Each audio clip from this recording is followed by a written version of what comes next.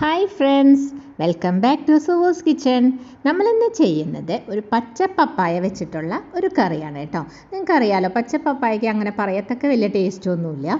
പക്ഷേ നമ്മൾ ഈ ചെയ്യുന്ന രീതിയിൽ ഒരു റെസിപ്പി ചെയ്തെടുക്കുകയാണെങ്കിൽ ഒരു നോൺ വെജ് ഡിഷിൻ്റെ അതേ ടേസ്റ്റോട് കൂടിയിട്ടും അതുപോലെ തന്നെ പെട്ടെന്ന് ഒട്ടും തേങ്ങയൊന്നും നമ്മളിതിനകത്ത് ചേർത്തിട്ടില്ല. പക്ഷേ എന്നാലും നല്ല ടേസ്റ്റോട് കൂടിയിട്ടുള്ള ഈ റെസിപ്പി എങ്ങനെയാണ് ചെയ്യുന്നതെന്ന് നോക്കാം.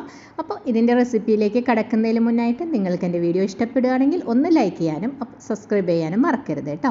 അപ്പോൾ എങ്ങനെയാണ് ചെയ്യുന്നതെന്ന് നോക്കാം. അതിന് വേണ്ടി ഞാനിതാ ഇവിടെ ഒരു പച്ച പപ്പായ എടുത്തിട്ടുണ്ട് കേട്ടോ. ഇതിൻ്റെ തോലൊക്കെ ചെത്തി ഇതൊന്ന് സ്ക്വയർ പീസസ് ആയിട്ട് കട്ട് ചെയ്യണം. നമുക്ക് ഈ പപ്പായ ഫുള്ള് ആവശ്യമില്ല, ഇതിൻ്റെ പകുതി എടുത്താൽ മതിയാവും കേട്ടോ. അപ്പോൾ ഇതൊന്ന് ഞാൻ ക്ലീൻ ചെയ്തെടുക്കട്ടെ. അപ്പോൾ ഞാൻ ആ പപ്പായ ഒന്ന് ക്ലീൻ ചെയ്ത് സ്ക്വയർ പീസസ് ആയി ഈ ഒരു വലുപ്പത്തിൽ കട്ട് ചെയ്തെടുത്തിട്ടുണ്ട് കേട്ടോ. അപ്പോൾ നമ്മൾ പകുതി പോർഷൻ എടുത്തിട്ടുള്ളൂ, ബാക്കി പകുതി നമുക്ക് മാറ്റി വയ്ക്കാം. ഇനി നമുക്ക് ഈ പപ്പായയിലേക്ക് ഒരല്പം മാരിനേഷൻ്റെ ആവശ്യമുണ്ട്. കാരണം ഇത് നമ്മൾ കുക്ക് ചെയ്യുമ്പോൾ ഒന്നും കൂടി ടേസ്റ്റ് ഉണ്ടാവണമെങ്കിൽ ഇങ്ങനെ മാരിനേറ്റ് ചെയ്ത് വെക്കണം. അതിന് വേണ്ടി 1/2 ടീസ്പൂൺ മുളക് പൊടിയും 1/4 ടീസ്പൂൺ മഞ്ഞൾപ്പൊടിയും ചേർത്തിട്ടുണ്ട്. പിന്നെ ആവശ്യത്തിനുള്ള ഒരല്പം ഉപ്പും കൂടി ചേർക്കുക. ഇതിനോടൊപ്പം തന്നെ കുറച്ച് വെളിച്ചെണ്ണ, അതായത് ഏകദേശം ഒരു 1/2 ടീസ്പൂണോളം മതിയാവും കേട്ടോ, കുറച്ച് മതിയെ. വെളിച്ചെണ്ണയും കൂടി ചേർക്കുക. ഇതിനോടൊപ്പം തന്നെ ഒരല്പം വേപ്പില, ഒരു തണ്ട് വേപ്പില നമ്മളൊന്ന് കയ്യിൽ വെച്ച് ഞെരടിയിട്ട് അതിലേക്കൊന്ന് ഇട്ട് കൊടുക്കാം. അങ്ങനെ ചെയ്ത് കഴിയുമ്പോൾ ഈ പപ്പായയിലേക്ക് ആ വേപ്പിലയുടെ നല്ല മണം അതിലേക്ക് കിട്ടും കേട്ടോ. അതിന് വേണ്ടിയിട്ടാണ് അങ്ങനെ ചെയ്യുന്നത്. എന്നിട്ട് നമുക്ക് കൈ വെച്ച് നന്നായിട്ടൊന്ന് മിക്സ് ചെയ്ത് കൊടുക്കാം. അതിന് ശേഷം ഇത് നമുക്കൊരല്പസമയം അടച്ച് മാറ്റി വയ്ക്കാം. ഈ സമയം കൊണ്ട് ഒരു 10-15 മിനിറ്റൊക്കെ ഇങ്ങനെ മാറ്റി വെച്ചാൽ മതിയാവും കേട്ടോ. ഈ സമയം കൊണ്ട് നമുക്കിതിലേക്ക് ഒരല്പം ഉള്ളിയും ഒക്കെ ഒന്ന് വഴറ്റിയെടുക്കണം. അതെങ്ങനെയാണെന്ന് നോക്കാം.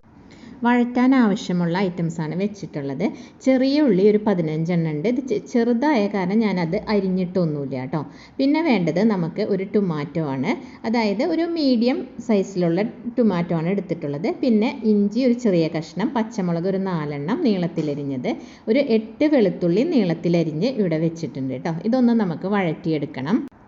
ഞാൻ ആ ഉള്ളിയൊക്കെ വഴറ്റാൻ വേണ്ടിയിട്ട് ഒരു സോസ് പാൻ അടുപ്പിൽ വെച്ചിട്ടുണ്ടായിരുന്നു. അത് ചൂടായപ്പോൾ അതിലേക്ക് 2 ടേബിൾ സ്പൂൺ വെളിച്ചെണ്ണയാണ് ഒഴിച്ചു കൊടുത്തിട്ടുള്ളത്. ഈ വെളിച്ചെണ്ണയിലേക്ക് നമ്മൾ നേരത്തെ എടുത്തു വെച്ച തക്കാളി ഉണ്ടല്ലോ, അത് മുഴുവനോടെ തന്നെ ഇട്ട് കൊടുക്കാം. ഇങ്ങനെ ചെയ്യുമ്പോൾ ഒരു നല്ല ടേസ്റ്റ് ഉണ്ട് കറിക്ക്. എന്നിട്ട് ഇത് നന്നായി തിരിച്ചും മറിച്ചൊക്കെ ഒന്ന് വഴറ്റിയെടുക്കാം. ഇങ്ങനെ ഈ ഒരു പാകം വേണം കേട്ടോ, ഇങ്ങനെ വേണം ഇത് വഴറ്റിയെടുക്കാനായിട്ട്. ഇങ്ങനെ വഴറ്റിയെടുത്തതിന് ശേഷം ഒരു 5 മിനിറ്റ് എടുക്കും അത് വഴറ്റിയെടുക്കാനായിട്ട്. എന്നിട്ട് ഇതിൻ്റെ തോലൊക്കെ ഒലിച്ച് നമുക്കിതൊന്ന് തണുക്കാൻ വേണ്ടി മാറ്റി വയ്ക്കാം. ഇതിനൊപ്പം തന്നെ നമ്മൾ നേരത്തെ എടുത്തു വെച്ച ചെറിയ ഉള്ളിയും കൂടി വഴറ്റി ചേർക്കണേ. എന്നിട്ട് ചെറിയ ഉള്ളിയും ഈ തക്കാളിയും കൂടി ഒന്ന് അടിച്ചെടുക്കണം. നമ്മൾ ആ തക്കാളി വറുത്ത എണ്ണയിലേക്ക് തന്നെ എടുത്തു വെച്ച ആ ചെറിയ ഉള്ളി കൂടി ഇട്ടിട്ട് ഒന്ന് നന്നായിട്ടൊന്ന് ഇളക്കി കൊടുക്കാം. ആ ചെറിയ ഉള്ളി ഇട്ടിട്ട് നമ്മൾ നന്നായിട്ടൊന്ന് വഴറ്റി കൊടുത്തിട്ടുണ്ട് കേട്ടോ. ഇതിങ്ങനെ ഒരുപാട് അങ്ങ് വഴന്ന് പോകണ്ട, ആ ഒരു ട്രാൻസ്പാരൻ്റ് ആയിട്ട് നിൽക്കുന്ന ഒരു ഇതുണ്ടല്ലോ, ആ ഒരു പരുവത്തിൽ നമുക്ക് എടുത്ത് ഇപ്പം ഞാൻ എണ്ണയിൽ നിന്ന് മാറ്റുകയാണേ.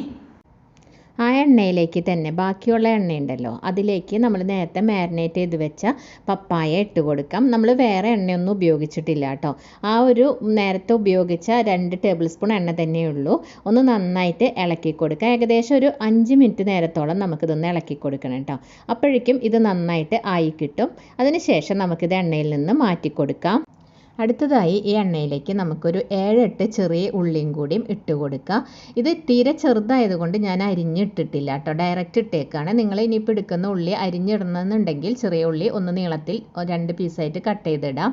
പിന്നെ നമ്മൾ നേരത്തെ എടുത്ത് വെച്ചില്ലേ വെളുത്തുള്ളി, ഇഞ്ചി, പച്ചമുളകൊക്കെ ആ നീളത്തിലരിഞ്ഞത്, അതും കൂടി ഇട്ടിട്ട് നന്നായിട്ടൊന്ന് വഴറ്റി കൊടുക്കാം. അപ്പം നമ്മൾ ഇട്ട് കൊടുത്ത ചെറിയ ഉള്ളി, അതുപോലെ ഇഞ്ചി, വെളുത്തുള്ളി, പച്ചമുളക് എല്ലാം ഇവിടെ നന്നായിട്ടൊന്ന് വഴണ്ടി വന്നിട്ടുണ്ട് കേട്ടോ. ഇത്രയും മതിയാവും. ഈ സമയത്ത് നമുക്കിതിലേക്ക് അല്പം പൊടികളൊക്കെ ചേർത്ത് കൊടുക്കണം. അതിനുവേണ്ടി ആദ്യം ഞാനിതിലേക്ക് 1/4 ടീസ്പൂൺ മഞ്ഞൾപ്പൊടിയാണ് ചേർത്ത് കൊടുക്കുന്നത്. അതിന് ശേഷം 1.5 ടേബിൾ സ്പൂൺ മല്ലിപ്പൊടി ഇട്ട് കൊടുക്കാം. അതിനു ശേഷം നമുക്ക് ഒരു 1 table spoon Kashmiri chilli powder ചേർത്ത് കൊടുക്കുക കേട്ടോ. ഞാനിപ്പോൾ കാശ്മീരി ചില്ലി പൗഡറാണ് എടുത്തിട്ടുള്ളത്. മറ്റേതാണെങ്കിൽ ഒരു 3/4 ടേബിൾ സ്പൂൺ ചേർത്ത് കൊടുക്കുക, നോർമൽ മുളക് പൊടിയാണെങ്കിൽ. അതിനുശേഷം ഇതിലേക്ക് ഒരു 1/4 ടീസ്പൂൺ ഉലുവപ്പൊടി ചേർത്ത് കൊടുക്കുക. ഉലുവപ്പൊടി ഒട്ടും തന്നെ കൂടിപ്പോവരുത്, അപ്പോൾ അതൊരു കയ്പ്പ് ടേസ്റ്റ് വരും കേട്ടോ. എന്നിട്ട് നന്നായിട്ട് ഇളക്കി കൊടുക്കാം. ഇപ്പം നമ്മളുടെ പൊടികളൊക്കെ നന്നായിട്ട് മൂത്ത് ഒരു നല്ല മണം വരുന്നുണ്ട് കേട്ടോ ഇവിടെ. അപ്പോൾ ഏകദേശം ഒരു 5 മിനിറ്റാണ് ഞാൻ ഇളക്കി കൊടുത്തിട്ടുള്ളത്. ശേഷം അത് ആ പൊടി മൂത്തതിന് ശേഷം ഇതിലേക്ക് നമ്മൾ നേരത്തെ തക്കാളിയും ചെറിയ ഉള്ളിയും കൂടിയിട്ട് വറുത്ത് മാറ്റി വെച്ചിട്ടുണ്ടായിരുന്നല്ലോ, അതൊന്ന് മിക്സിയിൽ ഒട്ടും തന്നെ വെള്ളം ചേർക്കാതെ അടിച്ചതാണ്. ഇതിലേക്ക് ഒഴിച്ചു കൊടുക്കുക. ഞാൻ ആ മിക്സിയുടെ ജാറൊന്ന് കഴുകി ഒരല്പം വെള്ളത്തിലേക്ക് ചേർത്ത് കൊടുത്തിട്ടുണ്ട് കേട്ടോ. നമ്മൾ ആ തക്കാളിയും ചെറിയ ഉള്ളിയും കൂടി അരച്ചെടുക്കുമ്പോൾ വെള്ളമൊന്നും ചേർത്തിട്ടില്ല. പക്ഷേ ഇപ്പോൾ ഒരല്പം അല്പം കേട്ടോ വെള്ളം ചേർത്ത്, ഒരുപാട് വെള്ളം ചേർക്കരുത്. ഇങ്ങനെ കുറച്ച് വെള്ളം ഒഴിച്ചിട്ട് ഒന്ന് നന്നായിട്ട് വഴറ്റി കൊടുക്കുക. ഈ ഒഴിച്ച വെള്ളം നന്നായിട്ട് വറ്റി വരണേ. അപ്പോൾ ഒന്നൊരു വരണ്ട പരുവത്തിലേക്ക് ഇത് വരും. അതുവരയ്ക്ക് നമുക്കൊന്ന് ഇളക്കി കൊടുക്കണം. അങ്ങനെ ചെയ്തെടുക്കുമ്പോഴാണ് ഈ കറിക്ക് നല്ലൊരു ടേസ്റ്റ് കിട്ടുന്നത് കേട്ടോ. അപ്പോൾ ഒരു 2 മിനിറ്റ് ഇളക്കുമ്പോഴേക്കും അങ്ങനെ വരണ്ട് വരും. ഇപ്പം നമ്മളുടെ മസാലയിലെ വെള്ളമൊക്കെ നന്നായിട്ട് വറ്റി നന്നായിട്ട് ഒന്ന് വരണ്ട് വന്നിട്ടുണ്ട് കേട്ടോ. ഇങ്ങനെ എണ്ണയൊക്കെ തെളിഞ്ഞ് വന്നിട്ടുള്ള ഈ പാകത്തിൽ നമുക്കിതിലേക്ക് അല്പം വെള്ളം ഒഴിച്ച് കൊടുക്കുക. വെള്ളം എന്ന് പറഞ്ഞാൽ തിളച്ചുകൊണ്ടിരിക്കുന്ന വെള്ളം ഒഴിക്കണം കേട്ടോ. തണുത്ത വെള്ളം ഒഴിക്കരുത്, നോർമൽ വാട്ടർ ചേർക്കരുത് കേട്ടോ. ആവശ്യത്തിനുള്ള ഗ്രേവിക്ക് ആവശ്യത്തിനുള്ള തിളച്ചുകൊണ്ടിരിക്കുന്ന വെള്ളത്തിലേക്ക് ഒഴിച്ചു കൊടുക്കുക. എന്നിട്ട് നന്നായിട്ടൊന്ന് ഇളക്കി കൊടുക്കാം. ഇപ്പം നമ്മളുടെ ഗ്രേവി ഇതാ ഇവിടെ ഒന്ന് ജസ്റ്റ് തിളച്ച് തുടങ്ങിയിട്ടുണ്ട് കേട്ടോ. ഈ സമയത്ത് നമ്മൾ ഇതിലേക്ക് ആവശ്യത്തിനുള്ള ഉപ്പ് ചേർത്ത് കൊടുക്കുക. നേരത്തെ നമ്മൾ ഉപ്പൊന്നും ചേർത്തിട്ടില്ലല്ലോ, അപ്പോൾ ആവശ്യത്തിനുള്ള ഉപ്പിട്ട് കൊടുക്കാം. എന്നിട്ട് നന്നായിട്ടൊന്ന് ഇളക്കി കൊടുക്കുക. അതാ ഇപ്പം നന്നായിട്ട് തിളച്ച് വന്നിട്ടുണ്ട്. ഈ നന്നായിട്ട് തിളച്ച് വരുന്ന സമയത്ത് നമ്മൾ നേരത്തെ വറുത്ത് വെച്ച പപ്പായ ഉണ്ടല്ലോ, അത് ഇതിലേക്ക് ഇട്ട് കൊടുക്കുക. എന്നിട്ട് നന്നായിട്ടൊന്ന് ഇളക്കി കൊടുത്തതിന് ശേഷം നമുക്കൊന്ന് അടച്ച് വെച്ച് വേവിക്കണം. നമ്മൾ പപ്പായ നേരത്തെ വറുത്തപ്പോൾ ഒന്ന് വെന്തൊക്കെ വന്നിട്ടുണ്ട്. പക്ഷേ ഇതിൽ കിടന്ന് ഇങ്ങനെ കുറുകി വരുമ്പോഴാണ് അതിൻ്റെ നല്ല ടേസ്റ്റ് കിട്ടുക. കുറച്ച് സമയം അടച്ച് വെച്ച് വേവിച്ചതിന് ശേഷം നമുക്കൊന്ന് ഓപ്പൺ ചെയ്ത് നോക്കാം. ഇപ്പോൾ ഇതിന് മുന്നേ ഞാൻ 1-2 തവണ ഒന്ന് ഓപ്പൺ ചെയ്ത് ഇളക്കി കൊടുത്തിട്ടുണ്ടായിരുന്നു കേട്ടോ. ഇപ്പോൾ ഇത് കറക്റ്റാണ് ഇതിൻ്റെ പാകം. ഇത് ഇനി ഒന്ന് തണുത്ത് വരുമ്പോൾ നല്ല കറക്റ്റ് ഇങ്ങനെ പാകത്തിനുള്ള ഗ്രേവി ആയിട്ട് വരും. നമുക്ക് അതിൻ്റെ ആ കുറുകി വരുന്നത് കറക്റ്റായിരിക്കും കേട്ടോ. ഈ ഒരു സമയത്ത് നമുക്ക് തീ ഓഫ് ചെയ്ത് കൊടുക്കാം. ഇപ്പോൾ ഇങ്ങനെ ഉപയോഗിക്കണം എന്നുള്ളവർക്ക് ഇങ്ങനെ ഉപയോഗിക്കാം. അതല്ലെങ്കിൽ നമ്മൾ ഇതൊന്ന് തണുത്ത് ഈ ബബിൾസ് ഇങ്ങനെ വരുന്നില്ലേ, ഇത് നിൽക്കും. ഇനി കുറച്ച് കഴിയുമ്പോൾ ഇതൊന്ന് ചൂടൊന്ന് കുറഞ്ഞ് കഴിയുമ്പോൾ ഈ ബബിൾസ് ഇങ്ങനെ വരില്ല. ആ സമയത്ത് നമുക്കൊരല്പം തൈര് ഇതിലേക്ക് ചേർത്ത് കൊടുക്കാം. തൈര് ചേർക്കണം, അല്ലെങ്കിൽ തൈരിൻ്റെ ടേസ്റ്റ് ഇഷ്ടമില്ല എന്നുള്ളവർ ഇങ്ങനെ തന്നെ നമുക്കിത് കറിഞ്ഞ് താളിച്ചൊഴിച്ച് ഉപയോഗിക്കാം. അതല്ല തൈര് ചേർക്കാൻ താല്പര്യമുള്ളവരാണെങ്കിൽ ഇപ്പോൾ ഒന്ന് തണുത്ത് വന്നിട്ടുണ്ട്. ഒരു 5 മിനിറ്റ് വെയിറ്റ് ചെയ്തപ്പോഴേക്കും ഇങ്ങനെ ആയിട്ടുണ്ട് കേട്ടോ നമ്മളെ കറി.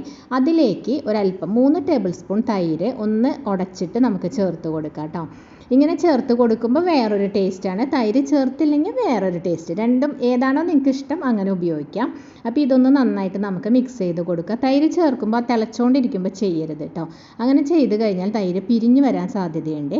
ഇനി നമുക്ക് ഇത്രയേ ഉള്ളൂ കറിയുടെ പണി. ഇനി നമുക്ക് ഈ കറിയിലേക്ക് താളിച്ചൊഴിക്കുന്നതിന് മുന്നേ ഒരല്പം പഞ്ചസാരയും കൂടി ചേർക്കുകയാണെങ്കിൽ കറിക്ക് ഒന്നും കൂടി നല്ലൊരു ടേസ്റ്റ് ഉണ്ടാവും കേട്ടോ. ഇതിൻ്റെ പുളിയൊക്കെ ഒന്ന് കോമ്പൻസേറ്റ് ചെയ്ത് അടിപൊളി ടേസ്റ്റ് ആയിരിക്കും. ഇനി ലാസ്റ്റ് നമുക്കിതിലേക്ക് വറവിട്ട് കൊടുക്കാം. അതിനുവേണ്ടി ഞാൻ ഇവിടെ കുറച്ച് കടുക്, ചെറിയ ഉള്ളി, വേപ്പില, വറ്റൽമുളക് ഇതെല്ലാം കൂടി ഒന്ന് എണ്ണയിൽ താളിച്ച് ഇതിലേക്ക് ഒഴിച്ചു കൊടുക്കുകയാണ്. ഇതോടുകൂടി നമ്മൾ അടിപൊളി കറി ഇവിടെ റെഡി ആയിട്ടുണ്ട്.